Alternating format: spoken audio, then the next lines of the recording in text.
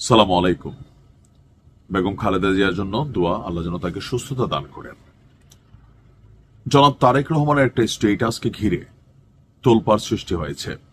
জাতি জানতে চাচ্ছে কারা সেই শক্তি দেশে বিদেশে যে মায়ের এমন দুর্দিনে, মায়ের এমন মৃত্যু সজ্জায় ওনাকে দেশে আসতে দেওয়া হচ্ছে না।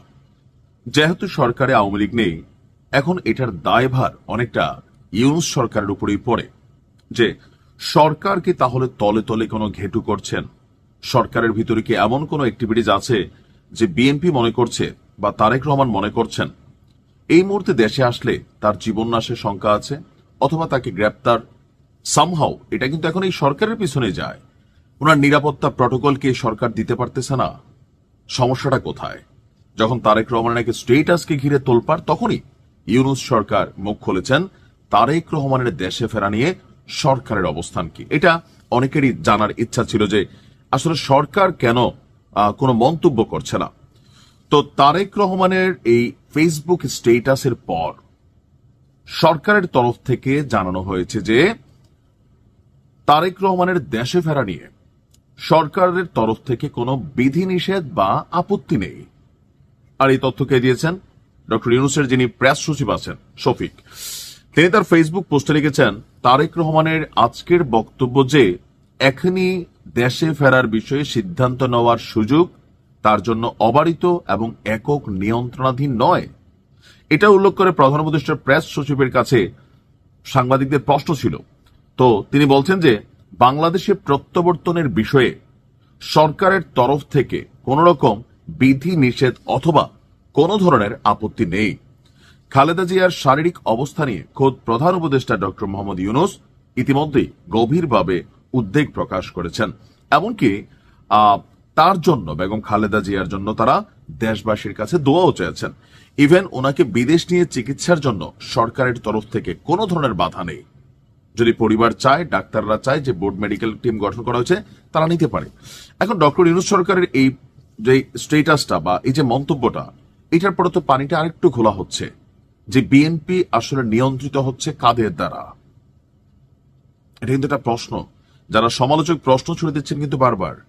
থাকে না যে আওয়ামী লীগ 5ই আগস্ট আসার আগে যখন কি বলা হয় যে রংপুরের ছেলেটা মারা গেল, আবু সাইদ, একের পর এক তৎকালীন সময়ের প্রেক্ষাপটে আওয়ামী লীগ ভুল সিদ্ধান্ত নিতে থাকলো।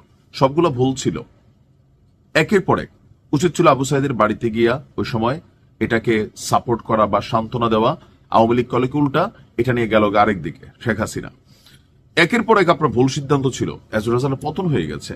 বিএনপির এই মুহূর্তে বেগম খালেদা জিয়ার এই অসুস্থতাটা জনাব তারেক রহমানের দেশে না ফিরাকে নিয়ে যারা ওনার সমালোচক আছেন, আপনি দেখছেন পিনাকি কি গুতামারায় স্ট্যাটাস দিছে। এটাই কিন্তু বাস্তবতা, যেমনি বুঝায়। এখন মানুষের মধ্যে পারসেপশন আছে, এখন যারা দল করেন না আমরা আসলে আপনি কি বলছেন, কি জানেন, বাট কিছু তো একটা আছে। সরকার চাচ্ছে তারেক রহমান আসুক, আর সরকারকে ধরেন এখানে ঘোগলামি করার সুযোগ আছে যে বলল আসার পরে তারেক রহমানকে অ্যারেস্ট করবে। বিশ্বাস করেন, আমি মনে করি তারেক রহমান একটা চুল স্পর্শ করার মতন ক্ষমতা এই ডক্টর ইউনূসের নাই। এটা বাস্তবতা। তারেক রহমানের বাদ দেন, শেখ হাসিনারও একটা স্পর্শ করার মতন ক্ষমতা আপাতত সরকারের নাই। এটা এখন হচ্ছে ধরেন জোশে জোশে বা পাবলিক পারসেপশন থেকে এগুলা চলে।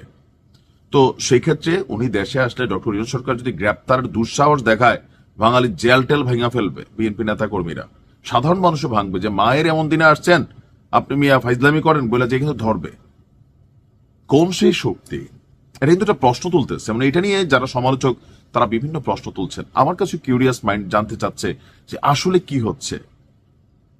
আমরা যারা গরিব প্রবাসী, মধ্যবিত্ত প্রবাসী, টাকা পয়সার জন্য যাইতে পারি না, বা ছোট্ট একটা মামলা থাকলে অনেকে যাইতে পারে না, ভয়ে গেলে অ্যারেস্ট হবে।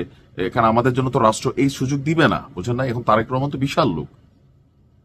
তবে যাই হোক, আমার মনে হয় যে যদি ওনার যুক্তরাজ্য থেকে বাংলাদেশে যাইতে কোনো সরকারি হস্তক্ষেপ দরকার হয়, যে দেশে ওনার সিটিজেন ছিল বা রিফিউজি ছিলেন বা যে স্টেটাসে তিনি ছিলেন, সেখান থেকে কাগজপত্র সরকার টু সরকার, G2G প্লাস তারেক রহমান আগামী দিনে বাংলাদেশের প্রধানমন্ত্রী হবেন, একটা মোটামুটি আইডিয়া। তো সেই জায়গাতে নিশ্চয়ই সরকারের পক্ষ থেকে যুক্তরাজ্য সরকারকে কোনো সহযোগিতা চাওয়া হইলে বা মানবিক দিক থেকে যুক্তরাজ্য এটাকে এলাও করবে। এখন আল্লাহ ভালো জানেন। বেগম খালেদা জিয়াকে আল্লাহ সুস্থতা দান করুন, ভালো থাকুন।